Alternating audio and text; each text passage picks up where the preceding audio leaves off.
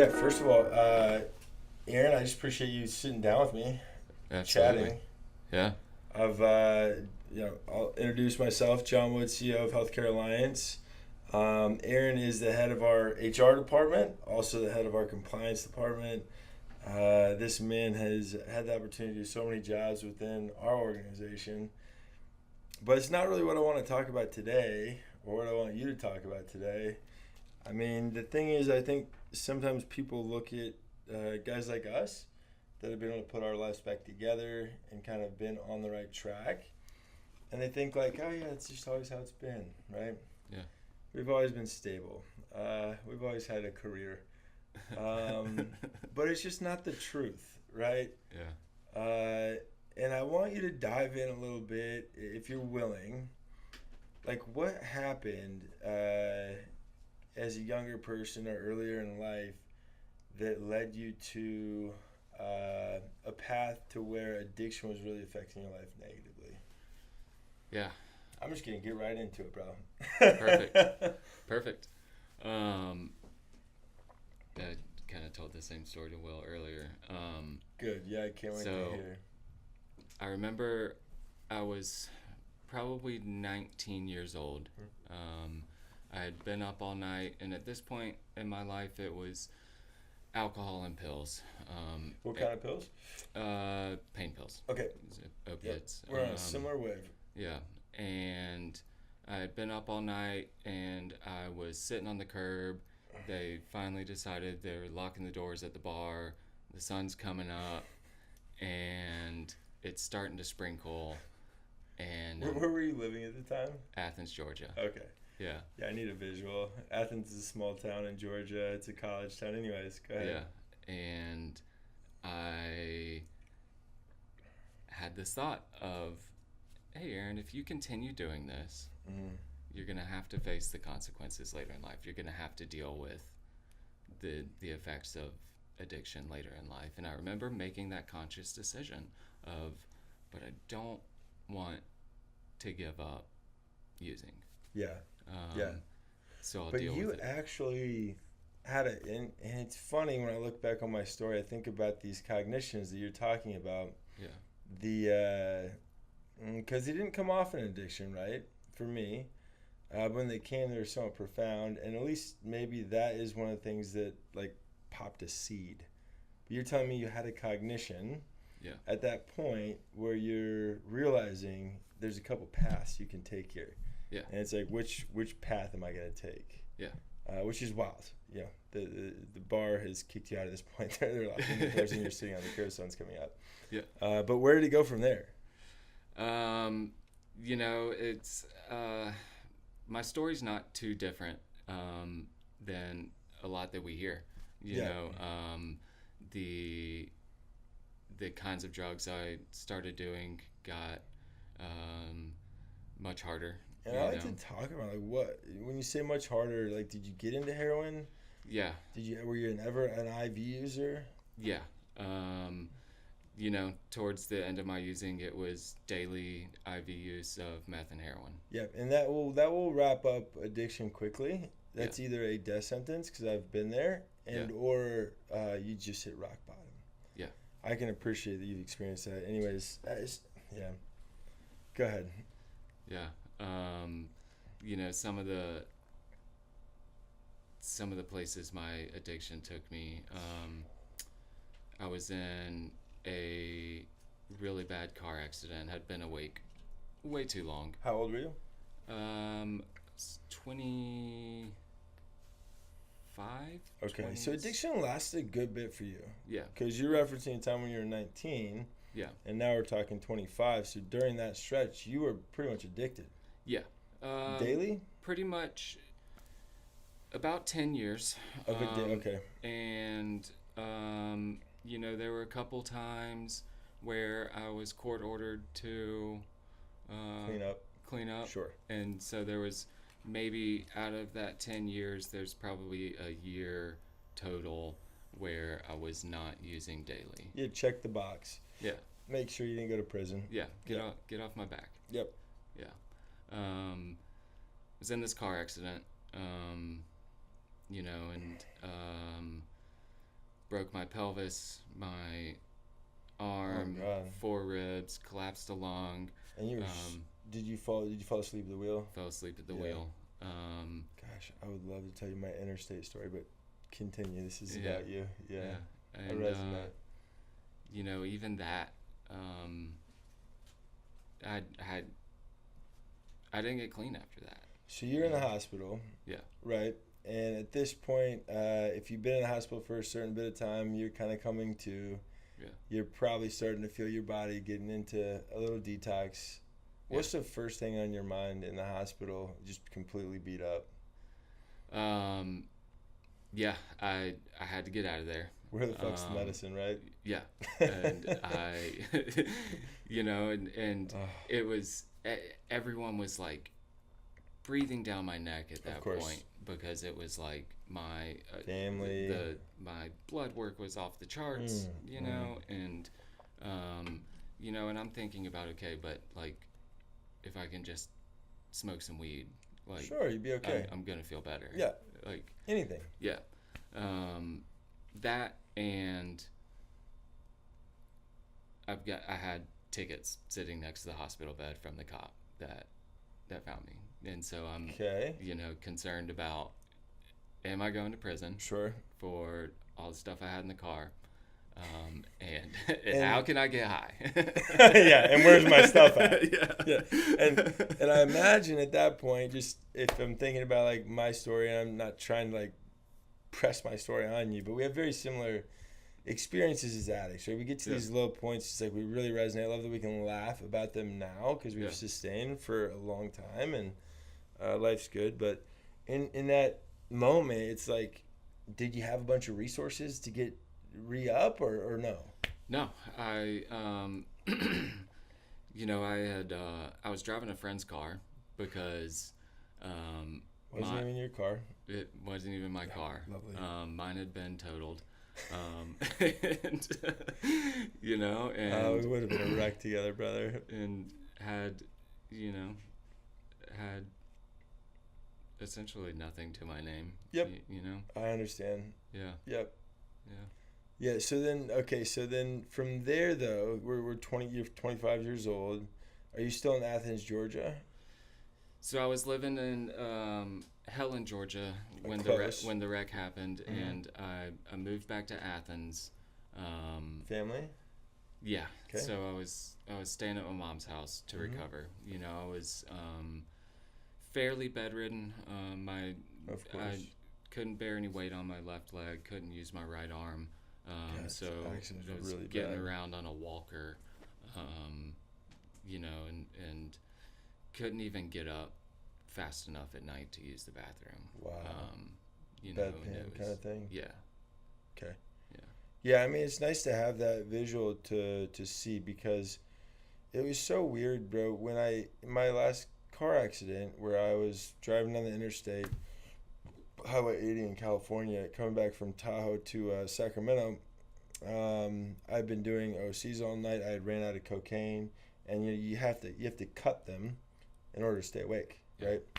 And I just remember, the only thing I remember is like coming to on the freeway, going like 90, and my Impala was on top of someone else's car, right? Just coming to, and then this whole thing. But the odd part of it was like, bro, I walked away with like a couple scratches. Yeah. I don't know how. Yeah. And then I text my sister. I'm like, hey, I need you to pick me up right now.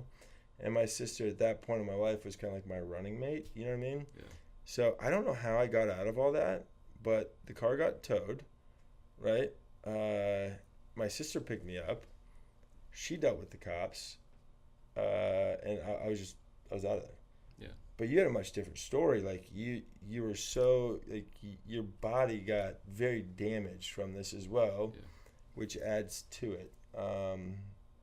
Was that a point to where you started to think like, what was your thought process in this bed in your family home, not able to be mobile? Like where was your head at, bro?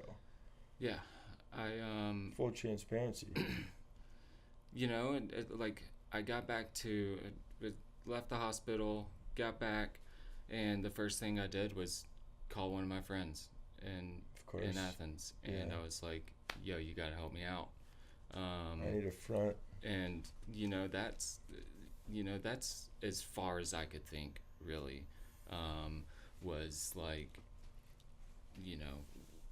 how do I feel better in the moment? Significant amounts of pain. They sent me home with like a 30-day supply of pain pills, and I Trash. you know, Yeah. Not even gone scraping in, the surface. gone in 2 days. Yeah. And so like my brain was like, okay, well, how do I Feel better now. feel better now? And looking back on it, like at all of the consequences of all, like the arrests and the wreck, Doesn't matter. and Yeah. none of that mattered. It doesn't matter. Yeah. And none of it wasn't ever the consequences that made me want to get clean. Yeah, it's so weird that like when you're in that state of life, it's like you're okay with death. Yeah. You're okay with it. Almost would be a preference at times, and it's hard to talk about it, and it's hard to like get back and feel those feelings because I know you've been so far removed from it. But yeah, I kind of want to understand like at what point in there. Because I could feel your rock bottom, right? And we don't need to be crying on the podcast, which I think we've done before. But it's like at what point there, so your mind's still hyper focused. Because I remember being in the hospital, waking up. The only thing I could think is, where is this one jacket where I know I had 2 OC80s in them, right? Yeah. Like that made me feel better long enough to where I could get back on track. Yeah. It's like similar mentality. Yeah. But at what point in there, and at what age were you like, or was it family that kind of intervened to help you make a different, like a 180 move? And it's never 180, right? Especially not first, because you don't want it to be. Yeah. But at what point were you willing to kind of say, I need to try something different, or just off it? Yeah. And as soon as I was mobile again, it was right back to IV drug use, right back to the same drugs I was using. And it stayed that way for a couple more years. Okay. And, I... So into 27, 28, late 20s, kind of? Yeah. Yeah. Yeah. And, at this point, my mom was like, you can't stay here. Your mom sounds like a saint, right? Yeah. Because my mom earlier was like, hey, these weren't her exact words, because I've said this before on a podcast and she's heard it, and she's like, I don't remember saying that. Yeah. But she had a rough conversation with me to where it was like, get your shit together. Yeah. And don't contact the family. Yeah. But anyways, your mom sounds like an absolute saint. Yeah. And yeah, she, absolutely never gave up on me. It's amazing. Was the best support that I had throughout all of my using and even through my recovery, and in the later years it turned into kind of a tough love support. Sure, it has to, yeah. Yeah. Did she ever find Al-Anon? She's got a group of friends that they're on Facebook. That's where she met them, and their commonality is they've all got sons who are addicts. Many of them are still in active addiction. Some of them unfortunately passed away. Oh yeah. I mean, that's part of what we deal with. I mean, Yeah. that was the next phase for you, it sounds like. Yeah. So what changed? I was staying in a friend's shed behind their trailer, and describe the shed.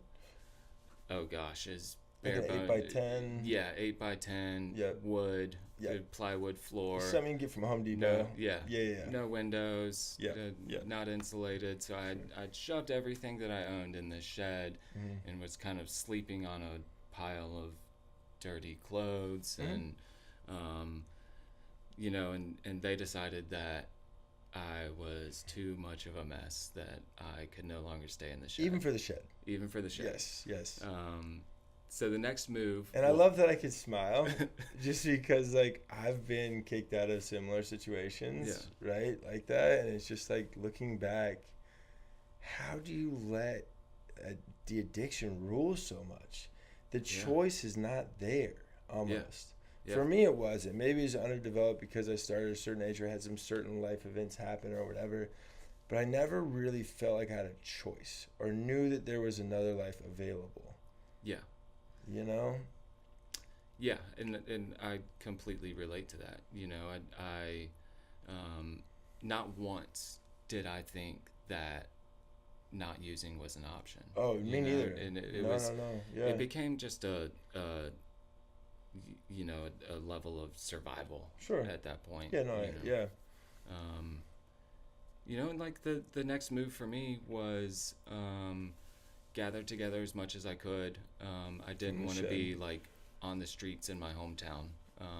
Because I had some shame attached to that because people would see me. Yep.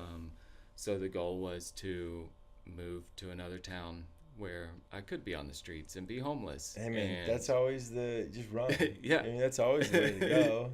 Yeah. New people, you know? And so that was the in my future plans, and ended up getting arrested. And the cops had to pull me out of a dumpster because that's the only safe place I had to get high. That was the spot. And then as far as the dumpster, right? So, I mean, what Aaron's describing here is something that I've experienced. So, a dumpster's not a bad pick when you're in that deep and active addiction because you do have a little shelter. If you're creative, you can get some light as well. And it's a safe spot to shoot up dope. Yeah. Right? And I think that's what people don't understand. It's like, and then I'm a germaphobe. You know what I mean? Yeah. I sanitize and I wash my hands, and I was so blessed that like there's some things I did not get during that time that other people have and they deal with. But it's like, it's wild to think that that's acceptable for your own person, right? Your own very short human experience. Yeah. But anyways, so they arrested you out of this dumpster, which was your home at the time. Yeah. How long were you going in and out of shooting dope here and like trying to hustle to get money for dope? After getting kicked out of the shed, it was just a few days. Yeah, it happens quickly. Yeah. It has to because it's not sustainable. Yeah. So I'm back in jail, and being local, my plan was wait a certain period of time and the judge is going to let me out on my own recognizance because I've got family in the area and I can just get right back to it. And you had a plan. I waited that period of time and got in front of the judge, and he was like, I know what you're going to do. You're going to get out of here and you're going to get high. I'm not letting you out. And there's obviously some anger involved, pissed at that point. Something changed, and I don't know what it was. I didn't necessarily want to go to treatment, but I agreed to. Yeah. And what would you say like your percentage of willingness was? I mean, you were rock bottom like I had been, so if anyone put a hand up, I might have just grabbed it. Yeah. But what do you think your level of willingness was like on a percentage from say 1 to 100 of actually in that moment saying, okay, I'm gonna sustain recovery or sustain sobriety or sustain a better life through treatment? In terms of like sustaining recovery, I was probably 50-50 at the moment. Okay, that's really high. Yeah. Yeah, like if we can get clients these days that are like 50% motivated, I'll take 5%. You know what I mean? If you have 5% in there to where you're like, I think that I would like to try that, that's all we require here. Yeah. You know, and I had no idea. I had no idea that I wanted to be clean the rest of my life. Sure. I was 100% ready to get out of jail. And whatever that took, I was on board. That makes sense. That Um, helps. And I knew that treatment was probably the only option Hmm. for me. Um, How do you know about treatment? I had several judges Okay. tell. Yeah, you had some issues legally. Yeah, Yeah, yeah, yeah. they. I was court ordered to treatment and just wasn't interested. Yeah. You know, Hmm. um, But you knew it was out there. yeah, Yeah. knew it was out there. That was how I was Mhm. introduced to, 12-step recovery. Yeah. Um, you know, and but yeah, I knew that I wanted to get out of jail. I knew that treatment was probably the only option that was going to be put in front of me, and I knew if that was the only option, I would at least try that to the Yeah. best of my ability. Of course. And Yeah. then I didn't even know what was possible after that. Yep. Um, Yep. yeah. So fast forward, you agreed to go. Yeah. Where did you end up going, if you don't mind me asking? Yeah. So I went to a wilderness program, 4 Mhm. Circles. It was in Mills River. Beautiful program. Used Yeah. to be here in the mountains. Yeah. Yeah. Yeah. And absolutely loved it. I've I'm always sure. loved, being outside. I've loved getting my hands dirty, and when I was talking to my dad in jail, I was like, just find me somewhere. I just want to be outside. Yep. And that's where he landed, and I didn't ask questions, and that's where I ended up. Yep. Yep. And then, okay, so Four Circles, and I knew the program well, and it's some things that, of course, we always try to reinvent the wheel and figure out what's new in therapy. But the beautiful thing about Four Circles that they got right is that get people out in nature. Don't get people in sterile rooms and just do talk therapy all day and expect them to work through the things.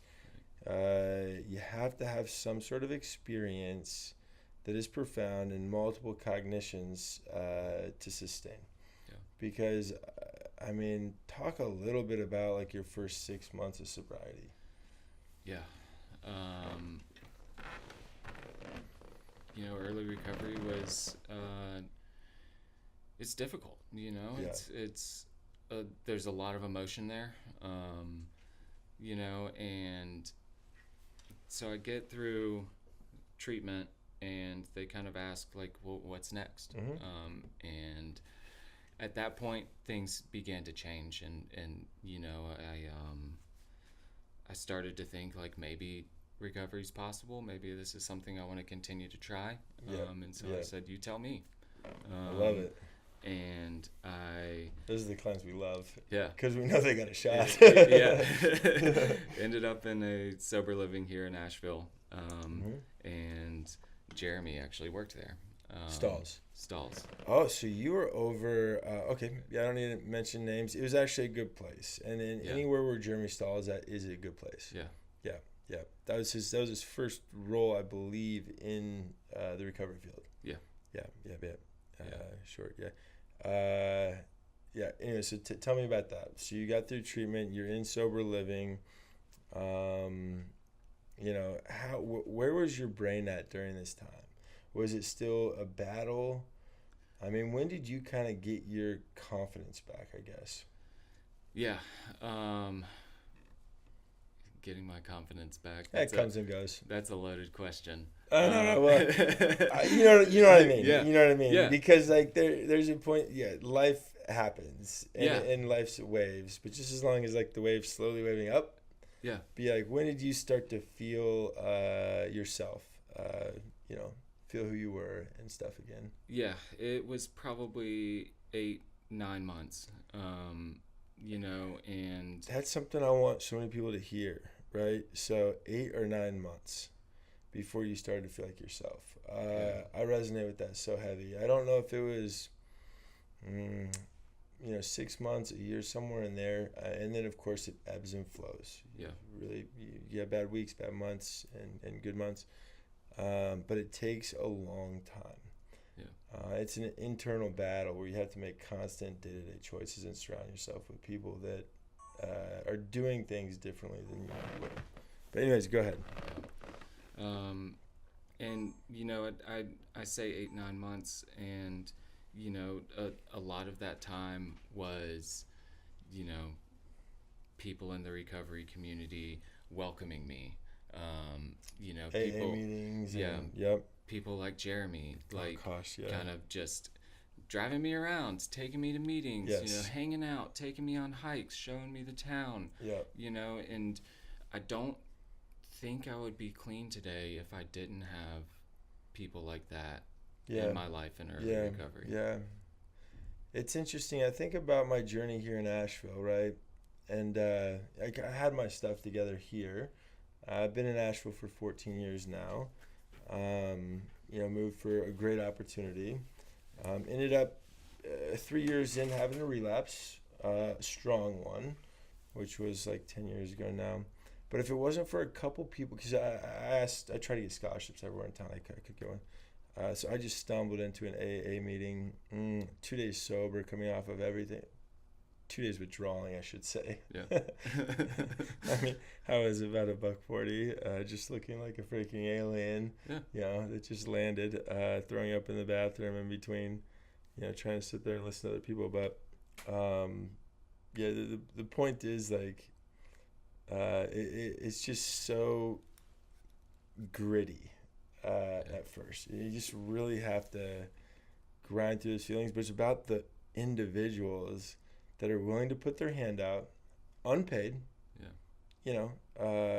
to help you get to that next phase. Yeah. That's the magic. I had a couple people that if they were not in my life then, I would still be getting high today, 100%. Yeah. Yep. Yeah. I completely relate. You know, and it's like during that time, those feelings of like I'm worthless and I'm not deserving and nobody gets me, being welcomed and just being shown what love is, from one addict to another. Yeah.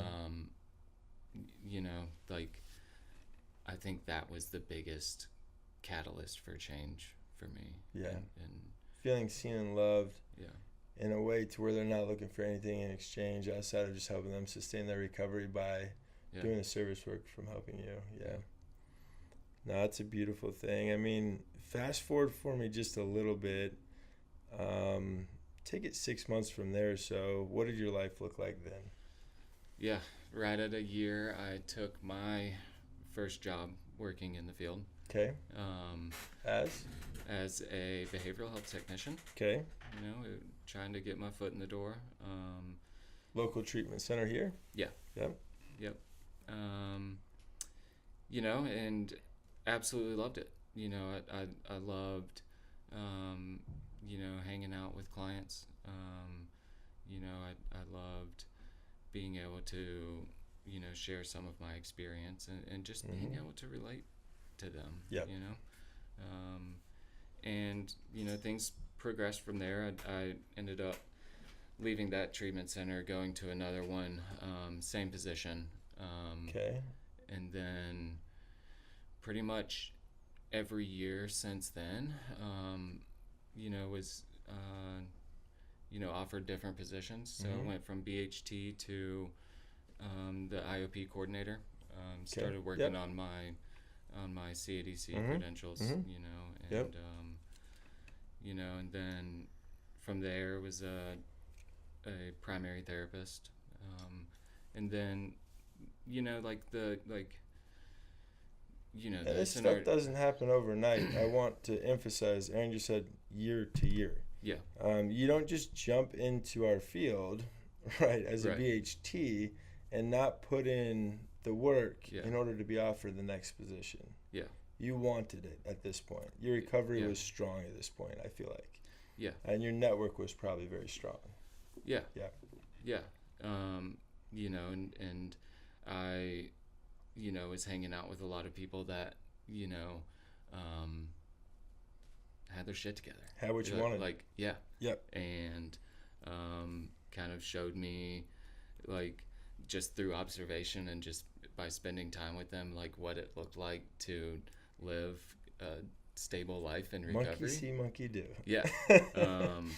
You know, and so I started emulating a lot of those things, Yeah. or at least trying to. Yeah, You know, yeah. nothing's Never done perfect. perfectly. No, yeah. You know, and you know, like looking back at it and like looking back at my journey in recovery and thinking about like those feelings that I had in active addiction, you know, like looking back at like being homeless and being kicked out of a shed. Yeah, like, yeah. It was Feeling like absolutely useless as a human. I'm useless. I'm Yeah. not deserving. Yes. I never will be. Shame. I'm not worth anything. There's a lot of shame attached. You know, and like I don't like to tout myself, but like looking at my journey in recovery and like doing that work and like being dedicated and you know being committed, you know, that's paid off. And like even thinking back,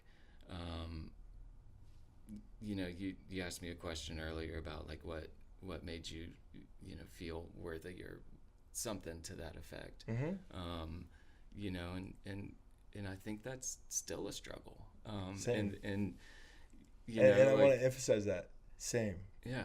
You know what I mean? And I don't understand sometimes like the very A-type folks. Yeah.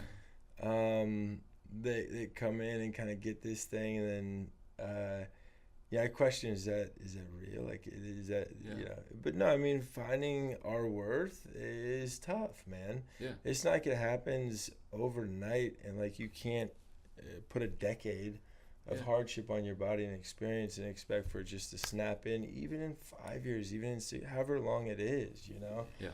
It's a constant battle, and you have to show up and suit up. Yeah. Yeah. Yeah. And, you know, I think one of the things that I love about, you know, HCANA the most is like there's always been this belief that like you can do this. Yeah. And despite those feelings and those thoughts that that follow me, you know, and they get less and less intense, and I don't have to believe them as often, you know, but like, they're still there. They come back, and it comes in waves. Yeah, and I think that's the part that's just being human is tough, right?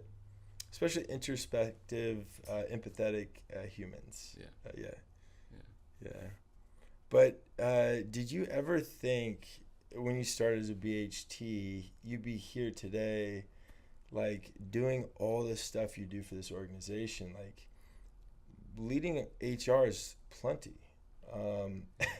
but leading all of compliance and the complexity behind that and the red tape that we live in within this industry, while also trying to push the boundaries for raising the bar for what's acceptable within treatment and giving the client their experience, and you being the intermediate to make sure we're never in the gray area. That is a very challenging job alone, despite having all HR as well. And I know you have, you know, support. You know, we have a great team. But yeah, did you ever think this is where it would be to at this point? Because it's just one point. I can see you continue to evolve. But yeah. You know, I think even if I had, you know, 5 years ago, if I had tried to imagine where I'd be at professionally in 5 years, there's no way. Like there's no way I would think that this is where it's at. And you know, like this is, you know, where my journey has led me right now. You know, and you know, not only am I grateful for that, but like you know, with this opportunity, I know that like despite not being in direct care any longer, I know that the work that I do directly impacts the person that's walking in the front door today. Yeah, and it directly impacts the next generations of BHTs that come in, right? No, that's amazing. I'm curious too, because I don't want it all to be professional, right? Like, this is what you've chosen not to do as a profession. It fills you up. And I know you, I'm getting to know you more and more every year we get to work together. But how different is your life dynamics, interpersonal, family dynamics? How much different is all that? Yeah. You know, like talking about my family, you know, like spent a decade just abusing their support for me. Yeah. And taking advantage of that, you know, and you know, like I think that the relationship that I have with my parents today is the healthiest it's ever been. It's amazing. I feel the same, which is crazy. You know, and you know, I feel like that I can go to my family and talk about just the shit that happens in life. Yeah. And I don't have to like internalize any of that anymore. Right. And you know, and you know, I got married a couple years ago, and Can you imagine finding a wife from a dumpster shooting dope? Yeah. Or getting kicked out of a shed? Absolutely No, not. a female is not going to sign up for that. You know what I mean? Yeah. Anyways, yeah, continue. It's incredible. Yeah. You know, and you know, I've got 3 amazing stepchildren in my life that just like, you know, and just like looking at that now is it. I mean, it's still pretty unbelievable. Surreal. Yeah. Yeah, pretty surreal. You know, never imagined that was possible. You know, it's something I always wanted. Yeah. And just never thought it would be Possible. something that came true. Yeah, it's so interesting when I look at my my personal life. You know, it's just not perfect. Life's not perfect. Yeah. We're always navigating these situations and trying to figure out like how to cope with different challenging things that do come up in life. Like being the stepdad for 3 kids, I guarantee there's challenges that come along with that, right? Yeah. The beautiful thing is like you've built a solid foundation. You took the time to build a solid foundation to where you can deal with all this stuff. And I feel blessed to have the same thing, you know, to where I'm not worried the next day if I'm going to go off the rails or not, right? Yeah. I know that I have to suit up. I know that I have to show up. I know there's certain things that I have to do to be okay. And we've had these conversations. I know that you love running. I know that you do these things that are for Aaron, right? And if you don't, everything else kind of crumbles. Yeah. Yeah, I don't know. I'm just impressed, man, with the professionalism you bring to the table every day, all the dynamics you have in your life, and your energy is always the same when you come into work. The energy that you give our staff, and when you get the chance to interact with clients, which I haven't seen much because it's more staff interaction at this point, it's always consistent. It doesn't matter if it's any sort of hierarchy system, right? Like everyone's on the same level, it seems like, when you communicate with them, and I love that. Yeah. But yeah, where do you what's the next chapter look like for you? I mean, what's next? Yeah. You know, I don't know. And kind of the philosophy that's worked out for me since getting clean is I don't have to make the rules, you know? Yeah. And you know, that's how I ended up in treatment at 4 Circles. That's how I ended up in sober living. And you know, I try not to set like super rigid rules about like where I need to be, you know, and you know, like it's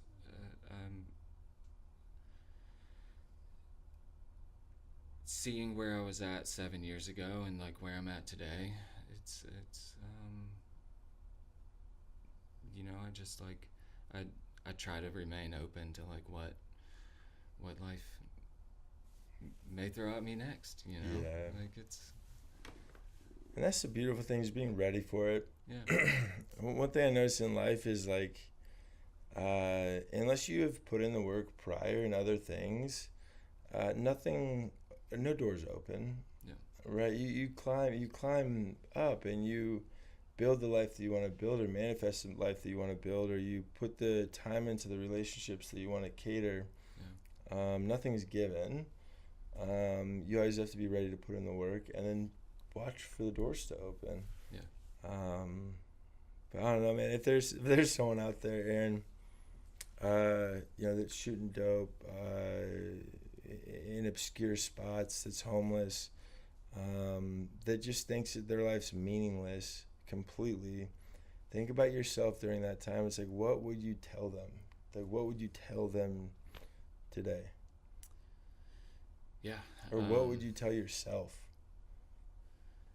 Yeah. The biggest thing that helped me and to help change my perspective was like knowing that I was not alone. And knowing that no matter what I told myself about being deserving, about being lovable, about, like no matter what that thought process was like, there was other people that felt completely different. And that, even if I felt like I didn't deserve to be loved, like there was someone that was going to show me love. Right.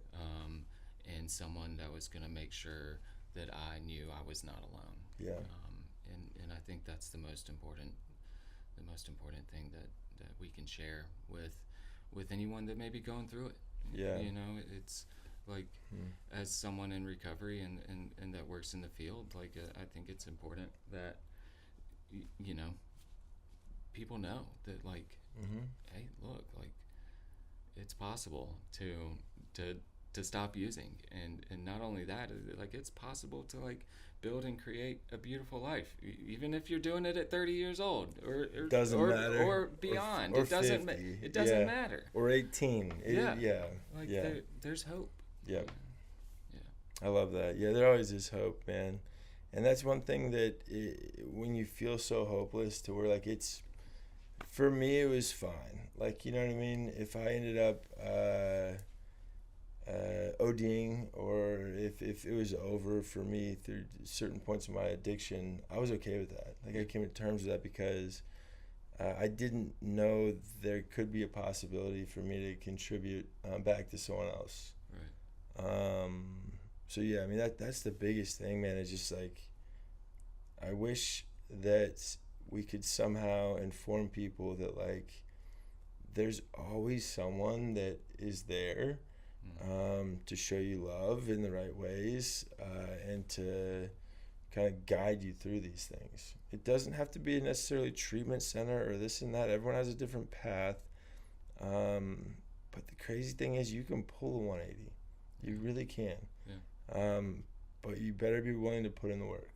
Yeah. Because your mind's going to fight you. Yeah. Yeah. But I don't know. Special. I've been wanting to chat with you guys for a long time, so I appreciate you, like, making time and opening it up. Yeah. We couldn't be more blessed to have you on the team, and I can't wait to see where everything goes with HCANA, and to hear more stories about your personal life and how that's all going. But it's just a pleasure to be your colleague and your friend, man. Yeah, I appreciate it. Super grateful. Yeah. Cool. Thank you, Aaron. Absolutely. We're in Q3. It's crazy. But looking at the end of this year, wrapping it up, and moving into next year, what are some of your biggest goals for the organization? I kind of see, it's a good question. From my perspective, I kind of see it, a kind of a twofold path. First one being, as we talked about, just taking the level of intentionality and quality control to a level that we just haven't seen before. And that I don't think anyone is really applying to their program. I've never seen it nationally. I've never seen it. I've never seen it. And I mean, I've seen some really good programs. Yeah, for sure. I was in family too. Yeah. So I think that, and just me being just really meticulous about collaborating with all the different departments. And, I want to bring back things like, remember before, to mitigate burnout, I was coming in doing groups with the admissions What's teams. mandatory, bro? Yeah, for sure. And It's so like if our people, and of course we've had relapse, right, within our staff. yeah, I think every organization does, hmm because a lot of them were past clients. yeah, I look at our admissions team, and we got 3 down there that were past clients or past clients of partnering programs, and every single one of them's in recovery. yeah, yeah. You know, so yeah, I was so excited to hear from Marie that you guys plan to come back in and do Yeah. some work. I think it's next month. Yeah, But yeah, monthly self-care, yeah, like not just, yeah, it's just so required. yeah. It And was we so can't effective when skip- we did it before. I mean, it Oh was, my goodness. so I want to bring that back. So that being there's just so much in that side of the Yeah. twofold path of just making sure that we're mitigating burnout. The quality control is just, I mean, as intense as I can get it. And then Yeah. the other side, the other path for me looks like going through the clinical programming and the coaching and how we can elevate those two. And also a big passion project of mine at this point is what are discovering, and I have a lot of ideas, more will be revealed. Mhm. We've talked about some of them, ways that on an unprecedented level ADC and Oasis can collaborate Just merge. because we're siblings. Yeah, we're very much siblings, and we, ADC serves the community, right? We're the only detox in town. It's a beautiful location. We serve most of the local treatment centers for their detox, and we love that. Love that. I mhm. love collaborating. Shout out to all the treatment centers we do collaborate with. Mhm. They're wonderful. We make sure There's such good centers. yeah, in when the town, too. clients come and we make sure we have our releases, and I've Mhm. collaborated, and I know all of them anyway, so it you makes know it every single one of them. well, it makes it seamless. Yeah. Anytime I have any challenges, I call them. Mhm. It And works. it's not like you just know them. Like I know them too. Yeah, You have deep relationships with most of them. yeah, Yeah. most of them. Yeah. But I also, and this is gonna what my vision is actually gonna benefit their clients too, and just the clients that just come to us that aren't referred from any kind Sure, of yeah, program. because I would say at least ADC, 60%. They call Oasis. Yeah, yeah, And they don't realize that they need detox, right? yeah, They don't. Well, if it's a first time or second time or third time, they don't know what they need. yeah, So that's another thing to get on. Is I need help with training admissions, right? And that's another thing in the back of my mind that I'm stoked to have you for. yeah, Because it's a clinical conversation from the first touch to the very end. Yeah. Doesn't matter if you're at one of our campuses, at a different sober living we work with, after clinical hours at Oasis. It's like every single component of the program, it has to be clinically driven, and it has to be a very safe place yeah, where people are seen and no one's ever discriminated on. yeah, I don't know over the years how many people I've let go because I felt like there was some sort of lack of inclusion. It's just something I don't accept. yeah, Because, at 2 weeks sober, you're allowed to be a train wreck. You're allowed to be a tornado. yeah, But as a staff, you're not. yeah, yeah. Check in, be the voice of reason. Yeah. I always joke and say, be careful, because when you get on John's list, it's very difficult to get off of it. Yeah. I myself have made it on there and off. One of the few. Yeah. One of the few. Yeah. But yeah, there's a lot of things you don't. I don't want it to sound harsh because you're not that way, but yeah, there's a lot of things you don't tolerate, man. And Yeah. if people bring that energy, you're quick to say, hey, I wish you the best, but Yeah. this isn't the place for you. Yeah. So I've always appreciated that. But Some, yeah, some of them have been hard. I'm talking like really good clinicians, but I'll tell you one thing that destroys an organization is backbiting. Yeah. Is talking. Let's say I'm talking to Will, right, who runs our full media department, and I'm saying, I'm so pissed off at Jeremy for not doing this or that. Like he's not pulling his weight, so I'm gonna have to cover him. You know, and when I hear these different things from staff, I'm like, talk to them. Yeah. You know, or we're gonna all talk together. Yeah. But backbiting for me, I even added it to the employee handbook.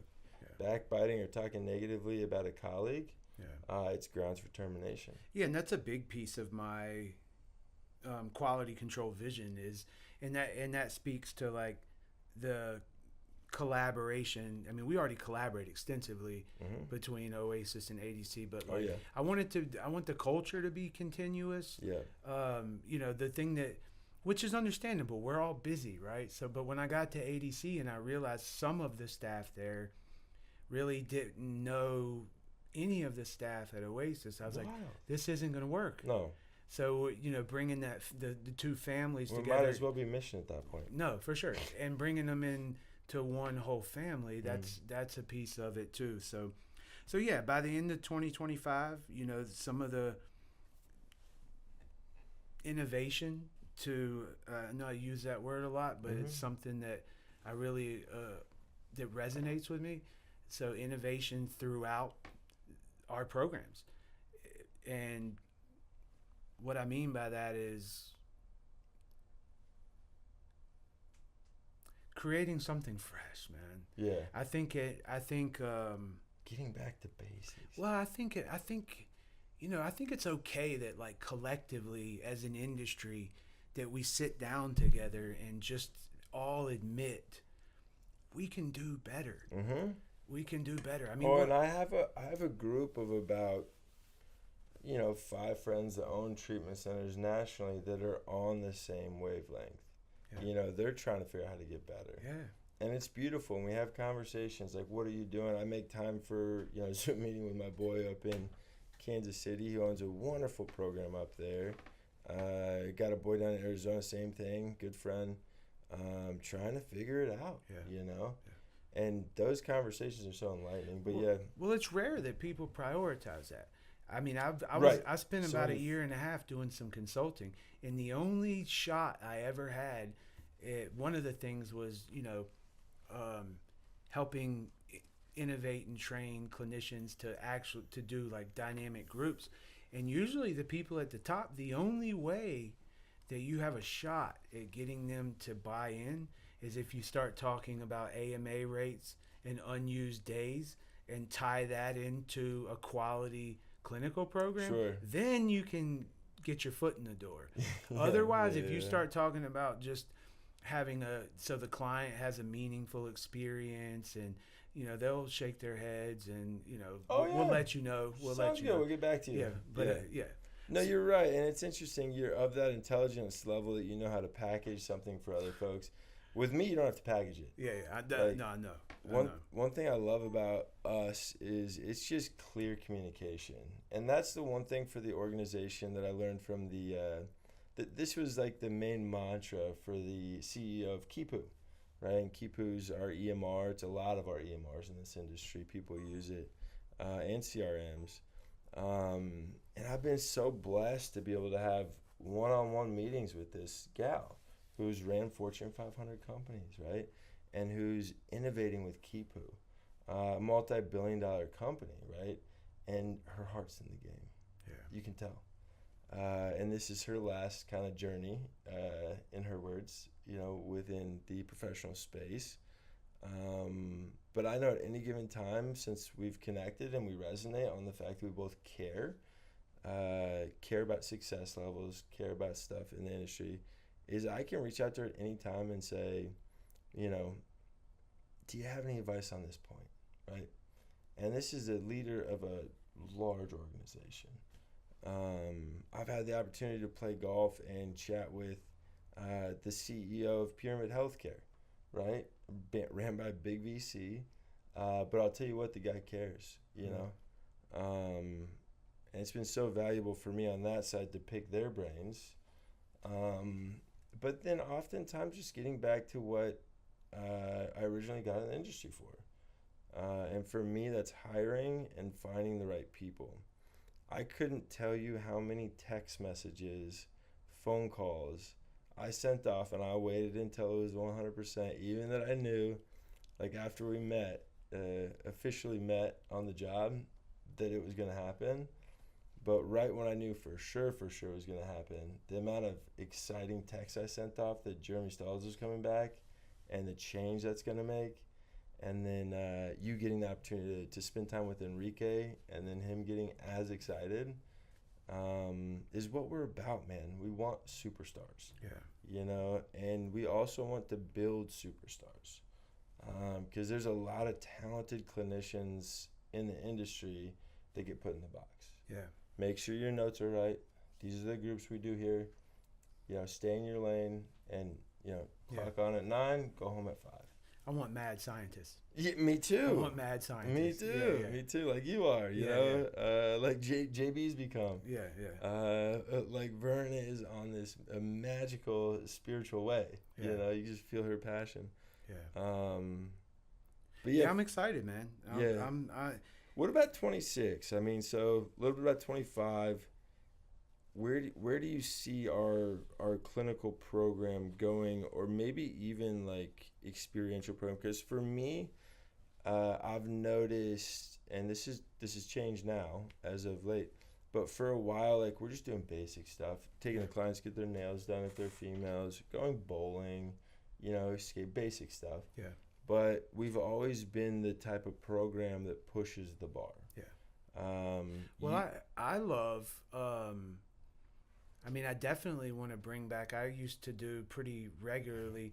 Exactly where my head was Yeah, at. volunteer only, of course, because of how rigorous it is. Mm-hmm. But I would take groups out. I mean, I jokingly, it might sound a little dark, so it was jokingly. We called them death marches. They are. So we would go on like 15 miles with about 20-mile hikes. 3,000 feet elevation. I want to bring some of that stuff back. I mean, Blue It's Sky. coming back. It's coming back. That's one of the things, because I remember some of the feedback from some of those people that had the opportunity to experience those journeys. Yeah. And pushing through a 15-mile hike with, you know, 30 days of sobriety maybe, your body's still not feeling good, but really exploring, getting into the present moment just to power through that. Yeah. That builds confidence. And you know, and that's a microcosm of life too. I think they realize that, you know, you got the terrain changes, and there's times where you're like, what the hell am I doing this for? We're in a rainforest. You never know when it's going to rain. I just want to give up, and they can surmount all of that. But yeah, Blue Sky. I mean, I don't know if this is 2026. I mean, I know you always encourage me to be like grandiose. Always. I mean, we talked about, you know, and when you say blue sky, explain. Dream. Yeah. Like, this is like Perfect situation. Yeah, perfect situation. Yeah. I would like, you know, pretty much Laguna Beach weather. Yes, yes. And you know, the tweaks and adjustments that we're thinking about making to the coaching program. I mean, I'd like our program that every single person that comes through has that level of support. Should be so good. Figuring out how the logistics of that. I mean, this is Blue Sky now. I don't know if it's 2026, but it could be. But just imagine if we could innovate to where, you know, because I'll tell you the reason why when I designed the coaching program to work within Oasis, the thing that I love the most about it is,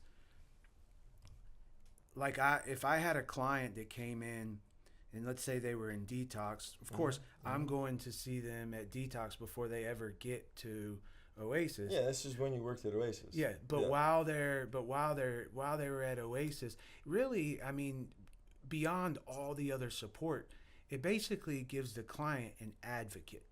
Exactly. Which is what I loved, because I could, you know, I kept my eyes on that person, and I was noting, okay, what they were responding to, what they weren't responding to. So I was able to, I had the leeway to make tweaks and adjustments. I can think of many times someone was slated to, you know, they were with us, say, 6 months. They were slated to do 45 days PHP. And I would spend enough time with this person, and I would watch their trajectory through our program. At like day 32, I would pivot, transition them into structured sober living, starting IOP, because they're starting to lose momentum, or whatever it is. Doesn't matter, whatever it is. And I love that we didn't say, well, no matter what, this person's got 13 days left. No. Because I would feel, this person may lose a little bit of momentum if we dig our heels in Yep. and require that they stay that additional 13 days. We have the structure. Mhm. This person's going to be with us a long term, so it's not like they're going home. Right. And I would love that we could just customize everything in that way. And I think it made all the difference in some cases. Yeah. Because it was always funny. My clients, I'd say, how are you around day 20, 25? I'm like, so how are we feeling? Because I let them know in the beginning, let me know, because nothing's etched in stone in terms of like the next 6 months. Never. So always let me know where you're at. And if tweaks and adjustments, we feel that it's going to be in their best interest, we make them like that. Yeah. And I would love every single client to have, and a lot of the staff there are already thinking about those things, Mhm. but not to that level. And, and it's not like there's one person that's paying super close attention to that. And Now that, there is. yes. Yeah. Now there is. Yeah. And that's what I loved about the coaching program, and I want to get to that. I'm sitting here. I'm so passionate about like what we do. I'm sitting here. My phone's going off in my pocket. Oh, mine's blowing and up, I'm yeah. melting down. I'm melting down. Yeah, Because I'm same. like, somebody might need something. I know, Yeah, yeah. I know, and I pick it up, and and I'm always available for staff. For if they call me, and I hyper focus on different things where I think we need the most work, and that frustrates me a little bit because it's like let's say that I so trust our marketing department for what they're doing, I sometimes check in a little bit less. And then I jump from department to department where I think the energy is needed or where it's needed at the center. I have to make a call. Yeah, Graham dude, just called absolutely. me from ADC 3 times. Yeah, do it. Put on pause. For the three again, just read them off. Yeah, let me make sure this is rolling real quick. We're good. Okay, so it's gonna be why HCANA is better and why it's better for the client and their experience. Gonna hit on inclusion again and why that's important for the client's experience, and then just a comprehensive overview of what HCANA brings to the table, and that can be everything from like adventure therapy to the fact that it's all in a pipeline to the fact that like No, yeah, I got you. whatever you guys want to touch on. I got you. Yeah. Mm-hmm. So pretty straightforward. It doesn't need to be a whole conversation. I think. No. We can make this. Yeah, we'll wrap it up here. Yeah, because My I got phone- a 2 o'clock group. Yeah, Okay, my great. phone's So we got been a little bit of blowing up. Same. Cool. And you guys are you're good. So whenever you guys. All right.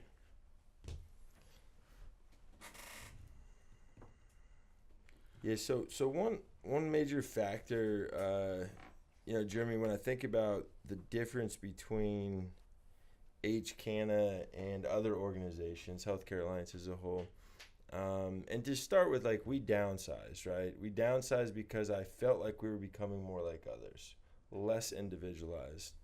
But from the very top to any employee, one thing that is very much different about us is we have to communicate and see every human on the same level. Mm-hmm. We don't know if we have a BHT with an incredible idea, but we got to find out, and I just think the fact that I've been on this wave before, back when we started, and seeing the staff, seeing that available staff come back, or new staff be hired, or staff that we've had for a while evolve. Personally, what's different about HCANA is our staff. Go to KRC and tell me there's a better program for detox and res staff-wise in Knoxville. There's not. I mean, there's just not. And then when we get into Oasis and Asheville Detox, Asheville's blessed. There's a lot of good treatment centers. Yeah. I think the absolutely. thing that makes us different is flexibility. Yeah. When I think about having I had a client recently flying from Dubai on his personal jet, and we had to do a lot of stuff, and that's on the executive model program that we do. We serve the indigent population to the executive models, to the 1%ers.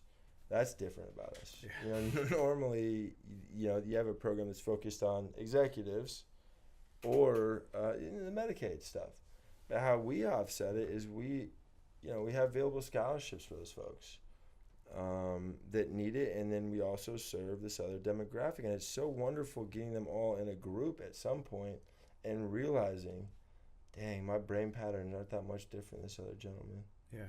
I just had a different upbringing, a different opportunity growing up, than they may have had. But the difference for me, the biggest difference for me with HCANA versus other organizations is the constant and relentless search for innovation. Yeah. And it never stops. Yeah.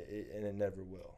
Either we are growing as people, as an organization, and when I say growing, I'm talking about growth. I'm not talking about new centers, this and that, and sure we'll get to that. I'm talking about internal growth via every staff member. Yeah. And then what they're bringing to the table. But what do you think makes us different, Jeremy? I mean, the first thing that popped in my mind was literally the same thing. I think we definitely don't operate from there's very few areas, because there are some, right? But there's very few areas that we operate from a static, rigid position. Mm-hmm. And I think that is different. Yep. I mean, I could give you 100 examples where we've identified a specific need a client has that was like really outside of the box. Mm-hmm. And we always say, can we do this? We Like, try. What's it gonna take to do this? I mean, as you know, I've done some wild things with clients. I don't know how many treatment centers around here have taken a client to Kathmandu, Nepal. That's real though. That's extreme. Yeah. I mean, that's like the craziest But outside that the is box. available, and you've taken other executive model clients after they graduate a contract you down to Costa Rica for a week. Like you've done things with people that have come through that you do not find in other treatment centers. Yeah. And I want more of our staff to be open to that. I want Yeah. more clinicians that have built a relationship with their clients to be open to having a big, call it spiritual, clinical journey at the end of their treatment, right? Yeah. If that be a coach, if that be their primary, whoever they're most comfortable with or resonate with. Yeah. And then, if it's within reason and resource-wise, we'll try it. Yeah. We'll do it. Yeah. Yeah. And We don't say no. Well, that's a big thing that's different. And I agree with you. I mean, the people. And yeah, just the collection of people that we have is different. Yeah. The creativity, the outside the box thinking. Yeah. It's interesting, like, and I love this industry. It's my calling. But it's actually, strangely enough, it's one of the more conservative institutions that I've come across in terms of what, for sure. Yeah. It's very cookie cutter for the most part. There are people out there doing wonderful work. Mm-hmm. So I'm not going to sit here and also say, well, HCAN is the only people that are doing good work. Of course not. Because we know that's not true. No, it's not. Yeah. But it's very and we love conservative. that. That's what we want. That's it. But it's very conservative. Yep. So I think that's what, to reiterate, that's the biggest thing that makes us different. We are anything but conservative in that way. Oh yeah. We've had some some of the conversations were so far out, we were like, yeah, we can't do that. But that's rare. But we have those conversations. Yeah. We never say no. It's like we will get together as a team and make a decision. It's not just me saying yes or no, or Jeremy saying yes or no. Well, some of the things we've tried, and it was like, yeah, that doesn't work. I remember early on, we tried, we did it. We were like, you know what? Let's see how it goes. Mm. We had a couple come to Oasis. Sure. You remember that? And the thing is, I would still try it here and there. You know what I mean? Because every couple is different. We've had a couple go to KRC before, and it worked just fine. Yeah. But it's like, you're separate while you're in treatment. Yeah. You got to stay in your own lane. Yeah. But yeah, at Oasis, that did not work. Yeah. And have we had a couple since? No. No. This was in the very beginning. I know. But I honestly, I liked it within reason, right? Sure. Because if it's, Try it. there are, factors that we're like, we as much as we would like to try that, we just can't. Yep. So we have gone down that road before because we're not, we do factor in very important considerations. But yeah, I love that, and I mean those are the two factors I think that really make us different, and those are, and from my perspective, there can't be two bigger factors Correct. than that. Yeah. And I don't know, man. I mean, the company's ran by, and I never talk about this. This will be the first time I ever say this on camera. But our company is ran by, I identify as a socially conscious capitalist. And people can take that poorly, right? But what I mean by that is I feel as though within our ecosystem, we have to be profitable so that way I can take care of my team, right? I can send them to more trainings. I can help them with their self-care by sending them on trips. We can raise their salaries. Yeah, I've watched so many people that had nothing before starting to work here now buy houses, buy the car they want, have the stability that they need in their life, not live paycheck to paycheck. That's who the company's ran by. A hyper focus on a social cause. And in order to do so, you do have to be conscious on the, monetary side. But the beautiful thing is on that side, we are so conservative. Yeah. Like we are not in the gray. We would never even touch the gray area because there's no point, right? No. So either we're providing an incredible product that people are paying for, or insurance is paying for, right? And our beds stay full like they normally do. Or we're taking advantage of the system, which a lot of places have done over the years, and it's just not something we would dabble in. But then on the other side of the spectrum, we are so open-minded, so it's like, yes, we're hyper-focused on compliance and never being gray there. But then on the other side, it's just a melting pot of wonderful humans communicating in that boardroom over at Oasis about like what we can do better. Yeah. What new innovative modalities we can bring. Yeah. But that's the biggest stuff for me. Yeah, and I think about it like we're not talking about reinventing the wheel. No. We're talking about taking the wheel and how can we push the envelope on what a wheel is? Sure. And that's I love that. Me too. I get so energized. I'm excited for the future, man. I really am. And what I do know for sure is, and I don't know a lot for sure, but what I do know for sure, I feel that based on my experience is, 2026. We can. I always like aiming at things because if you want to hit something, you got to aim at it. But it's likely gonna look better than we imagine. There's gonna be some unforeseen, I think so too. Unforeseen doors opening up, and to me, that's the exciting part. I do like to make plans, but I do know, oftentimes, if I do the next right thing, if we prioritize what's most important, in the moment, it's gonna be better than what the plans are. Isn't that wild? And that's about just suiting up, showing up. That's basic recovery stuff. Yeah. Right? But it works just the same for a business. Like suiting up, showing up, and every day doing the best you can, however that looks. Yeah. And I truly believe we have about 90% of our overall HCANA staff checks that box. Yeah. I think in a normal organization, a good one, it's about 60%. Yeah. And thankfully, we're small enough to where percentages are easier to hit that mark. I mean, I feel like if you get the human side right, the financial side takes care of itself. I mean, and I've always said that. Yeah, right? yeah. You take care Other of your people don't feel that way sometimes. Yeah, you take care of your people, Yep. and if you take care of your people, they take wonderful care of the clients. Of course. And guess what? The money takes care of itself. It always does. Yeah. Yeah, it always does. And I didn't really know in getting in this industry about anything. I didn't know it could support my family, right? it was a passion project. I always thought I would have to do real estate development on the side, always. But then when learning the intricacies of this business, first of all, it can have rewards on that side.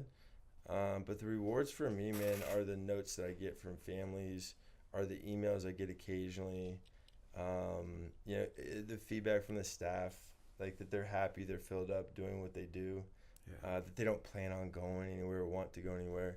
I think 2026 for us is going to be the most innovative year we've ever had. Between my partnership with Enrique, Danny, and the new team that's coming together, there's opportunities that are already on the table that we're being very patient for. I think it's going to be by far the most innovative and exciting year we've ever had. And it's just because the staff's finally falling in place to make that happen.